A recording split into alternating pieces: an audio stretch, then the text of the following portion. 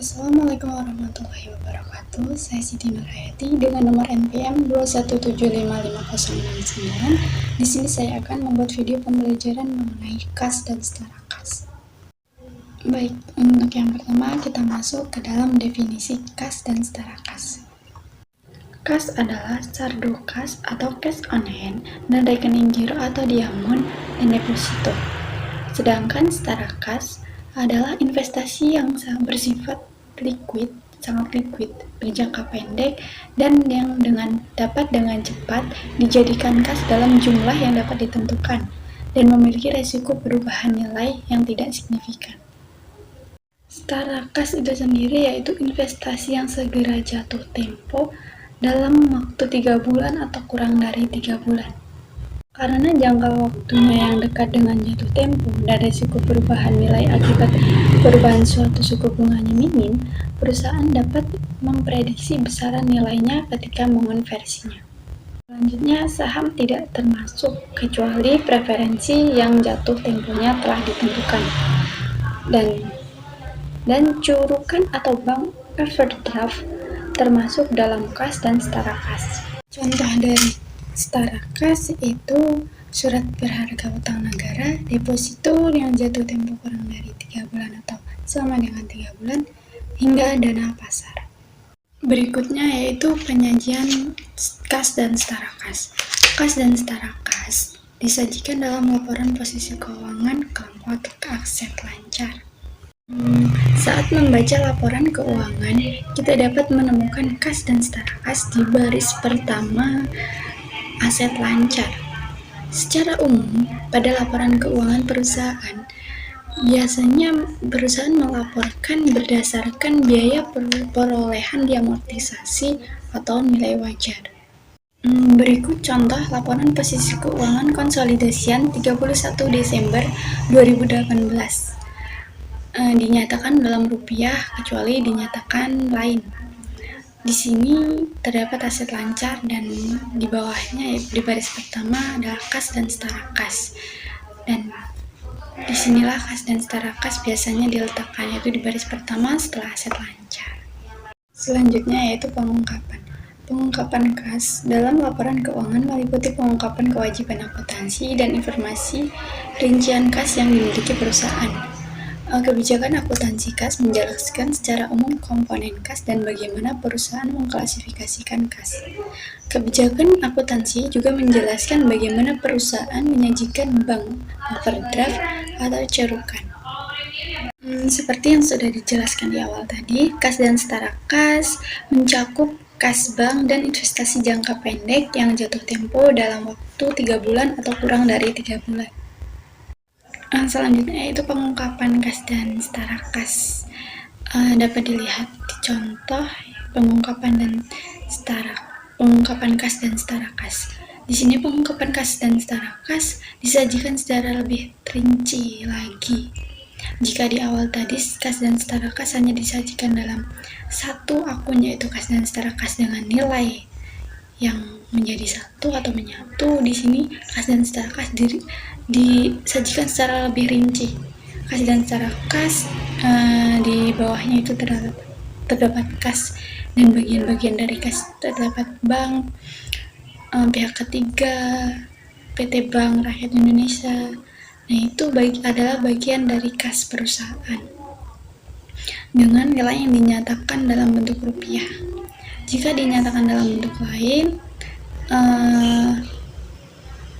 kita dapat mengonversikannya ke dalam bentuk rupiah dikalikan dengan dolar yang berlaku, mata uang yang berlaku.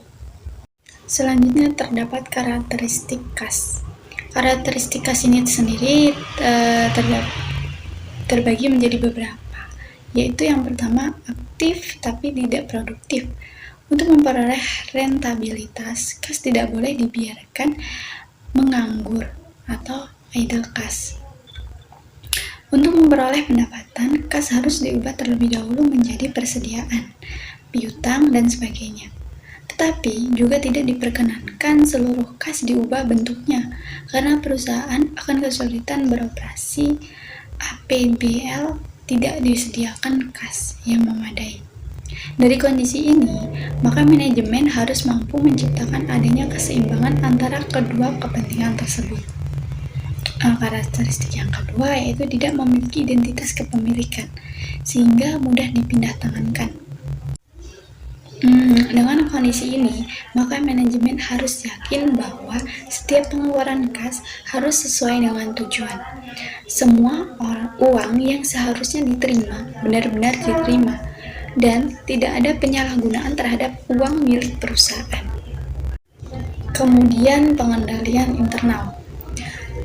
Pengendalian internal adalah semua sarana, alat, mekanisme yang digunakan oleh perusahaan untuk mengamankan, mencegah pemborosan, dan penyalahgunaan kas, menjamin ketelitian dan dapat dipercaya atau tidaknya data akuntansi tentang kas, mendorong dicapainya efisiensi, serta dipatuhinya kebijakan manajemen tentang kas.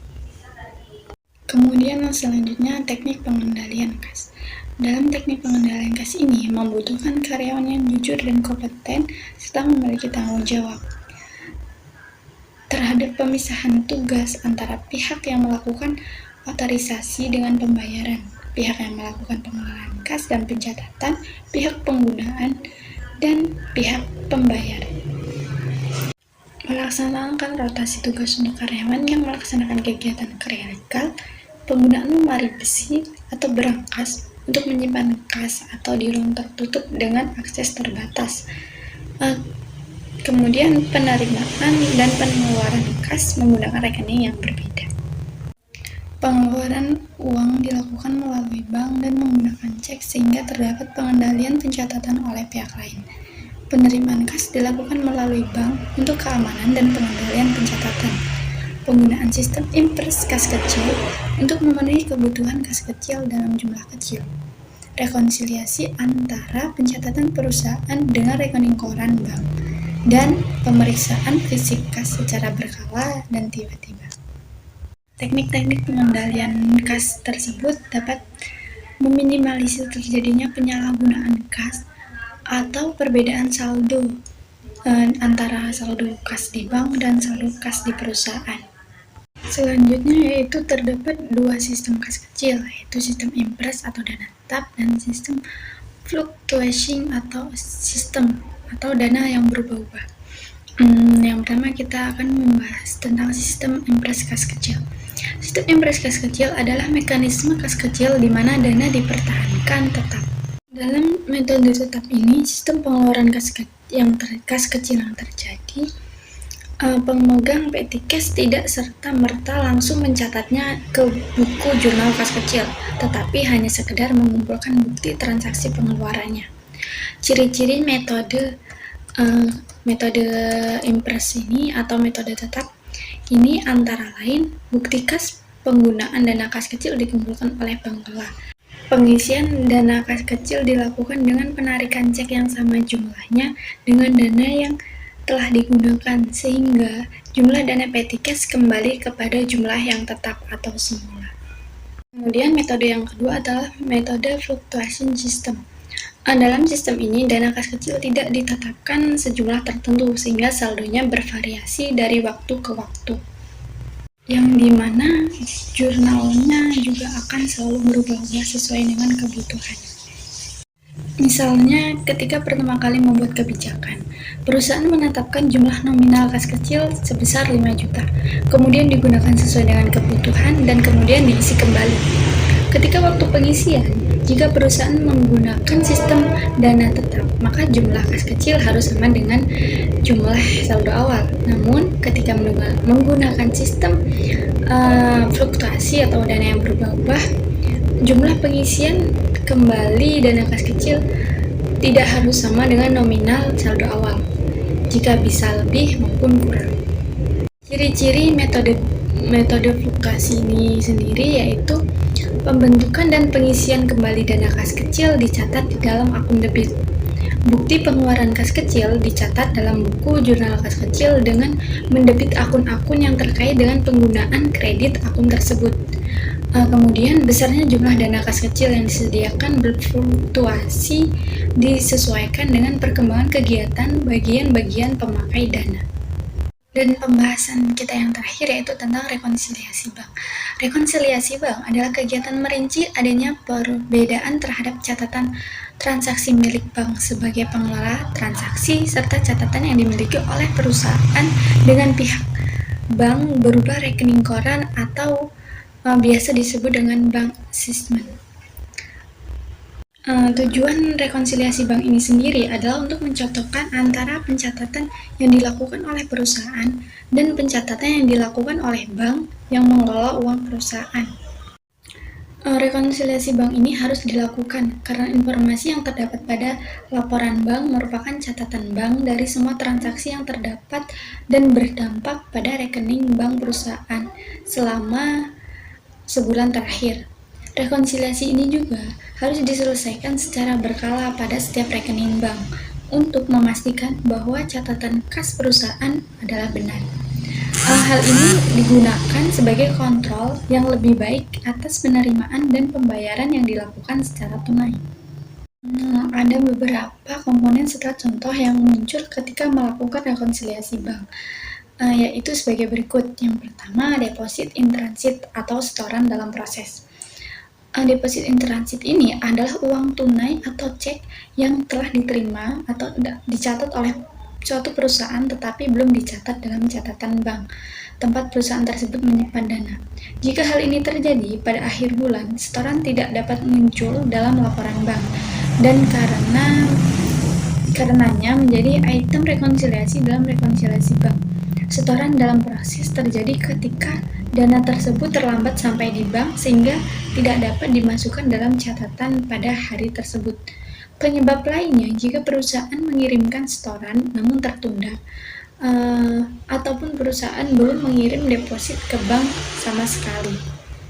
Yang kedua, terjadinya outstanding check atau cek beredar adalah cek yang telah dicatat oleh perusahaan tetapi belum dicairkan. Jika belum terselesaikan, maka tidak akan muncul pada laporan bank. Dan yang ketiga adalah non-sufficient fund check atau cek kosong, adalah cek yang tidak diterima oleh bank karena dana di dalam rekening perusahaan tidak mencukupi. Jika hal ini terjadi, maka bank akan tetap mengeluarkan nota debit dengan jumlah ketidakjujuran dan saldo di rekening akan dikurangi untuk mengeluarkan cek ini.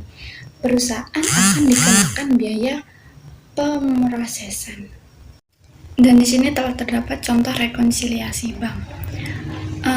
Dalam rekonsiliasi bank ini terdapat saldo yang ada dalam perusahaan dan saldo yang ada dalam rekening bank.